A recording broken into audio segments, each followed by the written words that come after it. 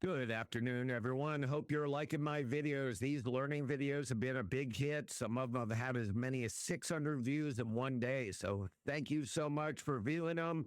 Thanks so much for subscribing on a really new site and a new YouTube channel. And it's been a big hit. So I'm hoping you're finding a way to be profitable by watching these videos. What is this one about? It's about an uptrend, identifying uptrends. I just showed you big red candlesticks and showed you negative candlesticks and how that can lead to a big reversal. Well, this is just showing you how to ride a trend. So let's show you what we're talking about in here. All we're doing is we're finding stocks that are over their moving averages in a way that determines they're in an uptrend. That's all you're doing. But I add a few little things to it to make it even better. And this is a scan to show you. So number one, let's take a trending stock. Let's take Palantir. Not trending now. And that's another thing I want to show you. So this is the first thing. I like a stock that the 9 moving average is over the 20. So the red is over the blue. You also have the ATR trailing stop. It's over that. We did a video already on the 9 and the 20. I did another video on the ATR trailing stop. And I did a video on the bottom on the MACD. So these are all things you could combine together. This video is about an uptrend. You want stocks in an uptrend that get oversold in an uptrend. The key on these, when they get oversold, is you want a candle higher than the previous candle. So you want it oversold in an uptrend, and the candle is higher than the previous candle. It's been extremely, extremely reliable. So there is a couple of caveats. Number one, overall market. If the overall market's having a big reversal, it's possible the follow-through candle won't work. That's what stops are for. The other thing you're going to see in here is if it goes to a higher candle, it better not be that far away from the 9 moving average. We found a lot of times it just wallows back to it. So the ideal ones are oversold and they're right at it. As you see, right at it. And then you get a candlestick higher. So that might not look like a lot of move. That was 10 points. It's just the scale of it. Now, you might say, well, it was over it here. Yeah, but you never had a candle higher because the key is you don't know if it's going to keep going down. It reversed. So all of a sudden, it's not in that uptrend again. So let me show you on how we scan for these. So this is a pretty simple scan. So the first thing I want to do in here for you is I want to show you how we did it. So we're going to take this scan, and this is a very simple scan. I love simple scans, and I love sharing them. All we're doing in here is this. We're taking the Brecher, and I date them.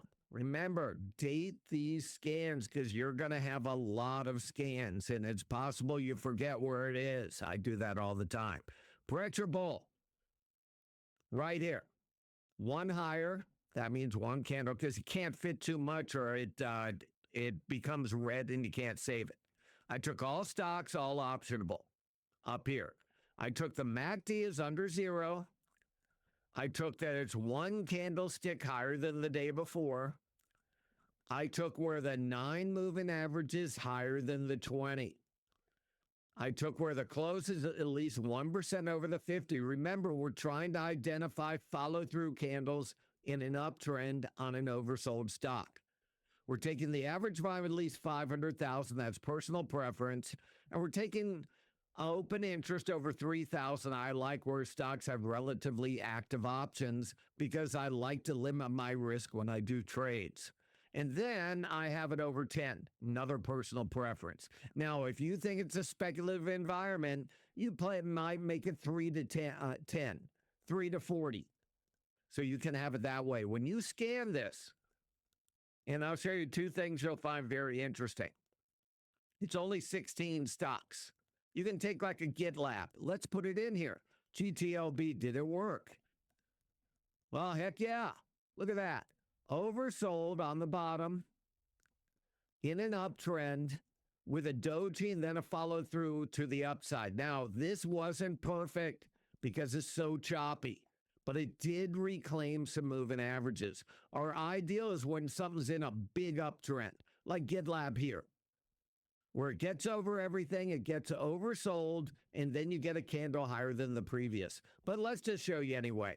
Here is your scan. Like I said, it's an art, not a science. You still have to go through them. You got to see if there are reversal patterns. If the overall market's in a downtrend, less likely to work as well.